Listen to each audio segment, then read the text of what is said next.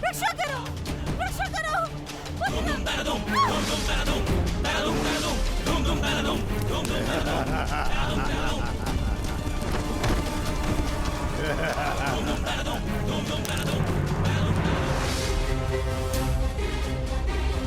रक्षा करो, रक्षा करो।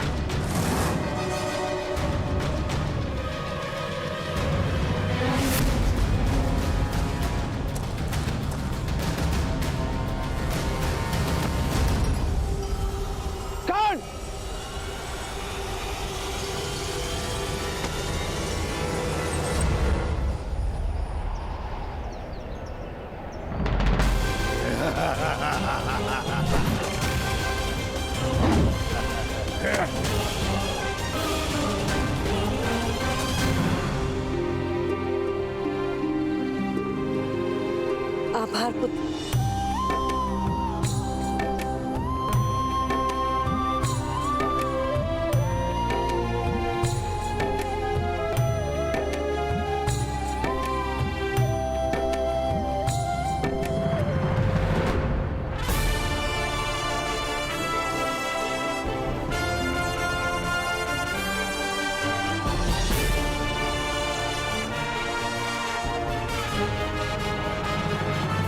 ये सब माया।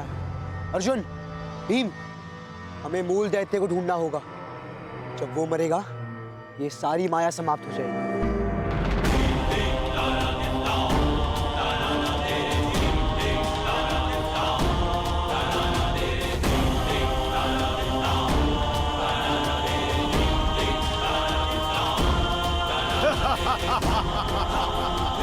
राक्षस की छाया की ओर देखो। केवल एक ही राक्षस की छाया भूमि पर गिरेगी।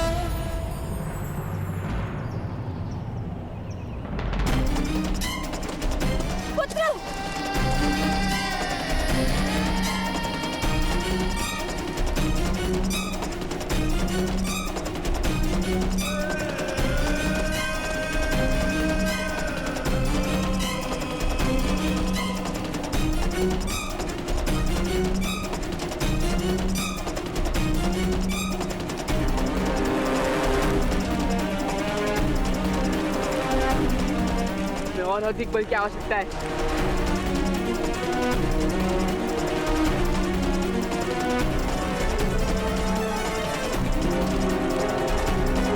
कोई मेरे पुत्र की रक्षा करो।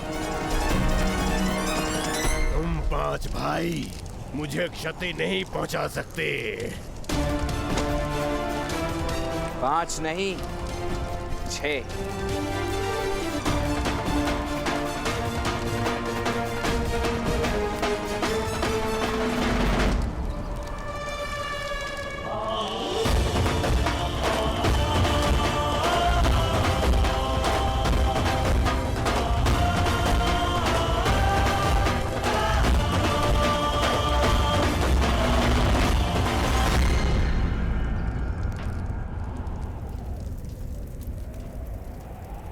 गुप्तचर ने कहा है कि उन्होंने मिलकर अग्नि पर्व का अंत कर दिया।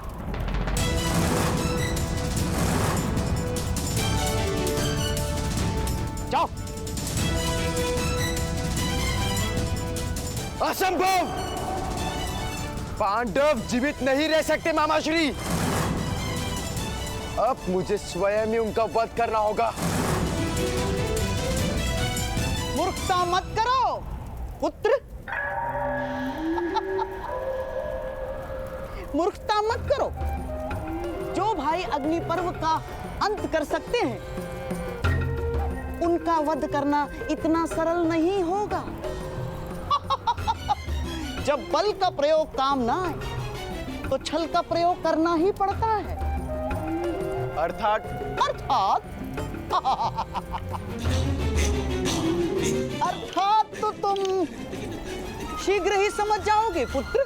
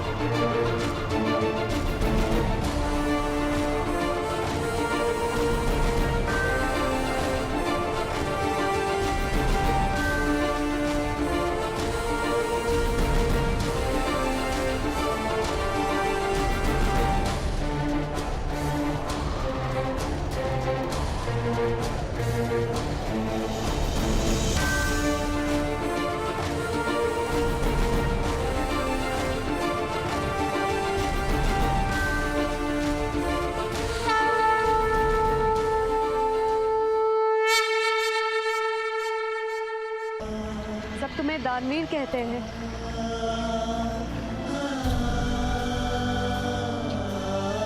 इतना वचन दे दो कर्ण, एक दिन मेरी प्रतीक्षा का अंत करने अवश्य आओगे।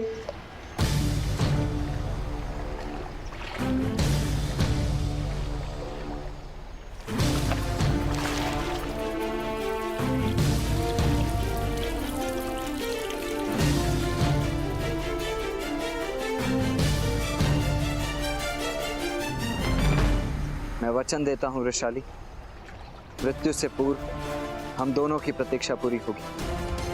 मैं अवश्य आऊंगा।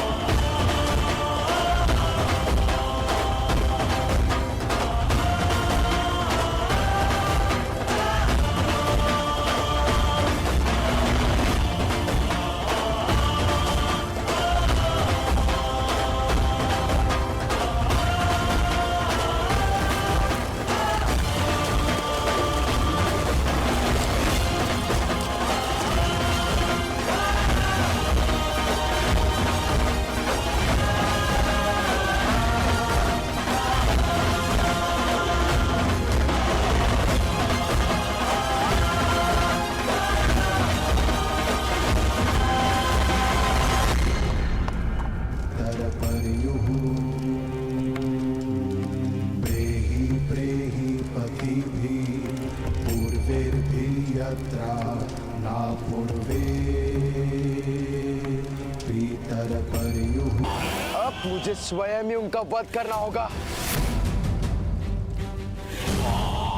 मूर्खता मत करो पुत्र।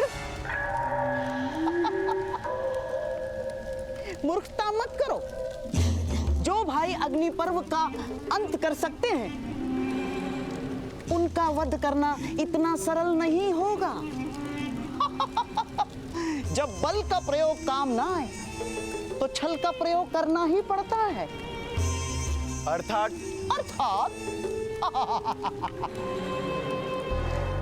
अर्थात तो तुम शीघ्र ही समझ जाओगे पुत्र।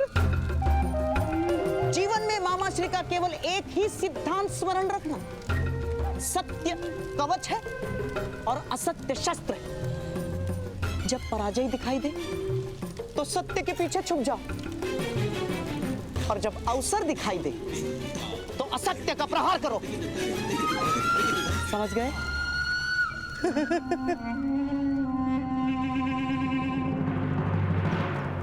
आपका बहुत बहुत धन्यवाद सज्जन, किंतु आप हैं कौन?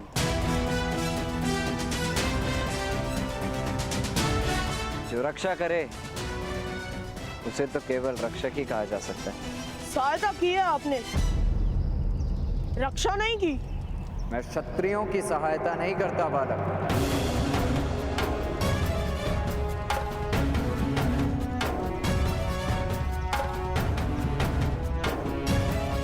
क्योंकि क्षत्रियों का स्वभाव होता है कि वे अपने सहायक को शीघ्र ही दास मान लेते हैं, और दासत्व मेरा स्वभाव नहीं। हम वनवासी दासत्व में नहीं, मित्रता में विश्वास रखते हैं। और भीम अंतिम सहायता, जिसके बाद और किसी सहायता की आवश्यकता ना हो, उसे रक्षा ही कहते हैं। ज्येष्ठ भ्राता, क्या हम भाई मिलकर उस राक्षस का वध नहीं कर पाते? कर पाते, अवश्य कर पाते, किंतु कैसे कर पाते?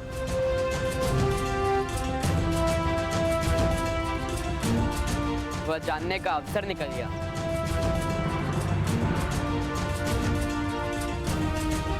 इसीलिए उचित होगा कि हम इन्हें रक्षक मानकर प्रणाम करें।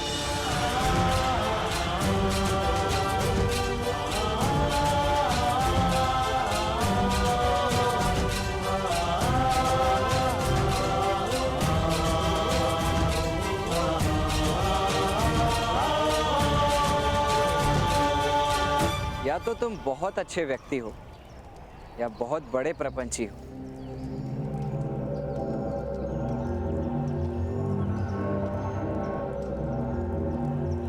हमारे भ्राताश्री का अपमान मत कीजिए, हम सहन नहीं कर सकते।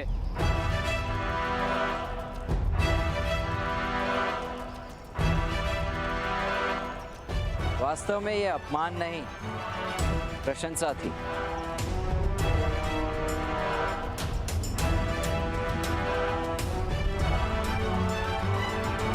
यदि इससे मन ना भरा हो तो आपकी माता के साथ मेरे पिता इसी ओर आ रहे हैं।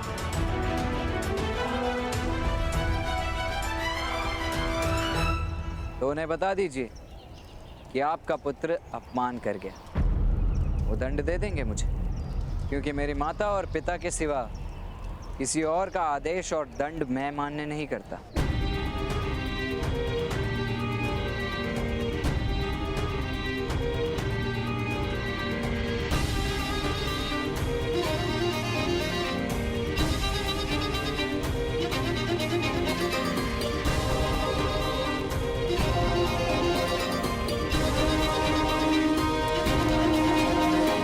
माता, आप स्वस्थ है ना?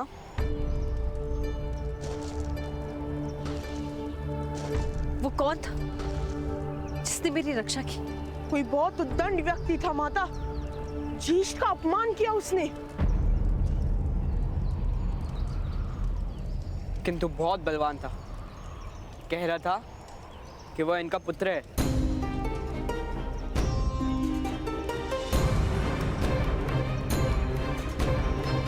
अधिरथ महोदय,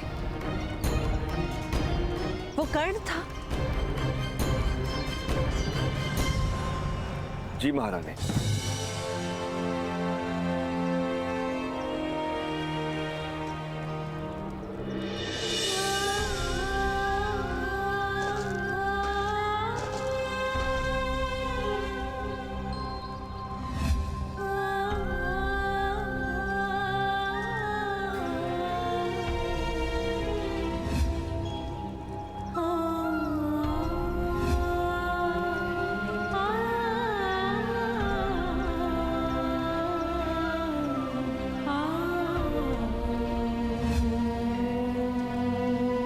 बिना मिले क्यों जा रहा है?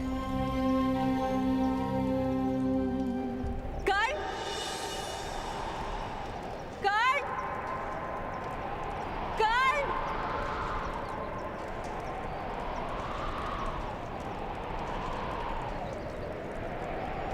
नहीं नहीं, मेरे पास विश्राम करने का समय नहीं। मुझे माता के लिए कस्तूरी मृग पकड़ने जाना है ना।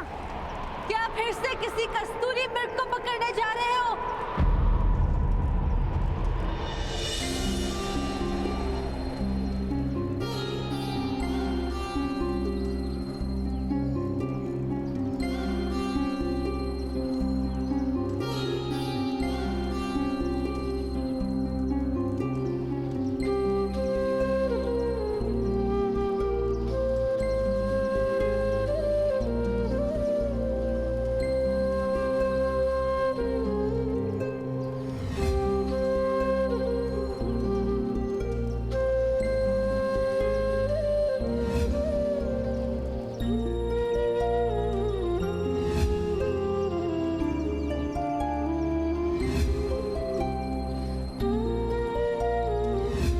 स्मरण करोगे ना पुत्र? ये मेरे लिए गाई गई पहली लोरी थी देवी कुंती।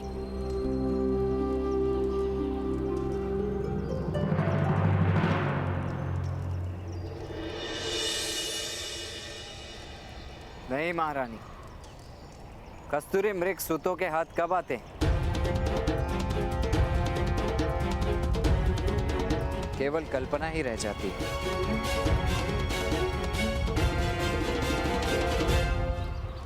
तो फिर लौटकर हमारे साथ हस्तिनापुर चलो।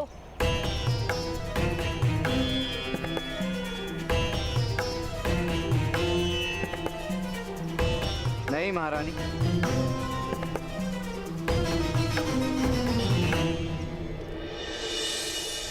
हस्तिनापुर में बहुत कस्तूरी मृग हैं जो सूतों के हाथ नहीं आते।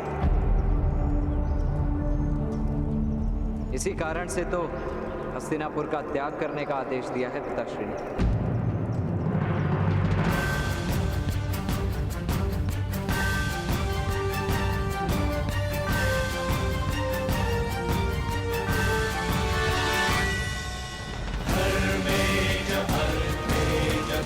प्रणिपात।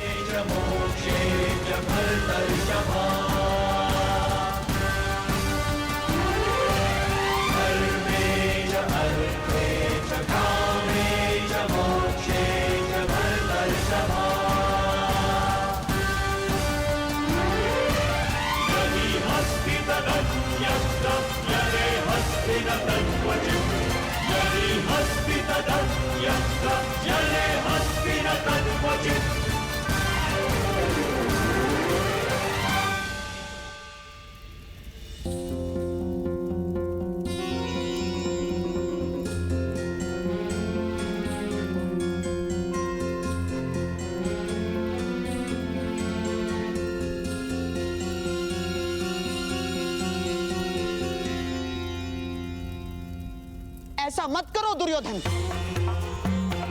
मनुष्य का अवतार मिलना सबसे बड़ा सौभाग्य होता है पुत्र। जीवन में यदि सौभाग्य नहीं तो जीवन को सौभाग्य कैसे मान लूं मामाश्री? कोई वनवासी आकर मेरे पिता के सिंहासन पर अपना अधिकार जमा ले और मैं सारा जीवन उसकी सेवा करूं, ये अन्याय मैं कदापि सह नहीं पाऊंगा मामाश्री।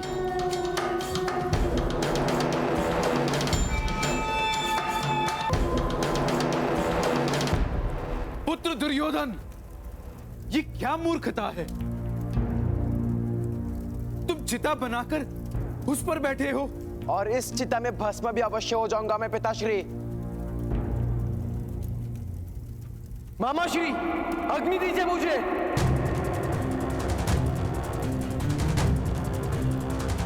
नहीं पुत्र, तुम्हारी मृत्यु का विचार भी मेरे लिए नरक यातना है पुत्र।